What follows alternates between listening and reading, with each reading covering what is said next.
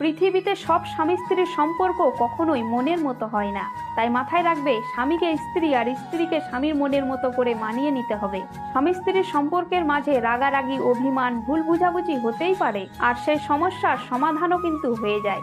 তাই রাগের মাথায় এমন কোনো ভুল করবেন না যাতে আপনাদের সংসারটাই ভেঙে যায়। রাগের মাথায় মানুষ অনেক কিছুই বলে ফেলে, নিজের রাগকে কন্ট্রোল না করতে পেরে অন্যের মনে দুঃখ দিয়ে থাকে।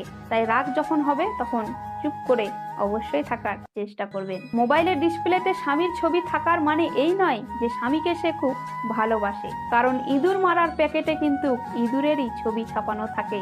একটা মেয়ে বিয়ের পর তখনই সুখী হয় যখন তার স্বামী তাকে ভালোবাসে, তাকে মূল্যায়ন করে, ভালোবেসে আগলে রাখে। পরিবারের অন্য কোনো মানুষ যেমনই হোক না কেন, স্বামীরা যদি ঠিক থাকে তাহলে মেয়েরা লবণ ভাতেও সুখে থাকে, খুশিতে থাকে।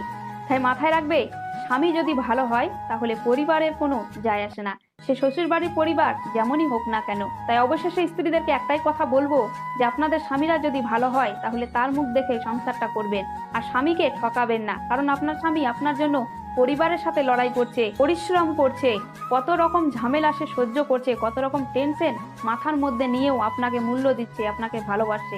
তাই আপনিও একটু ভালোবাসা দিয়ে স্বামীর মনটাকে জয় করে রাখার চেষ্টা করবেন।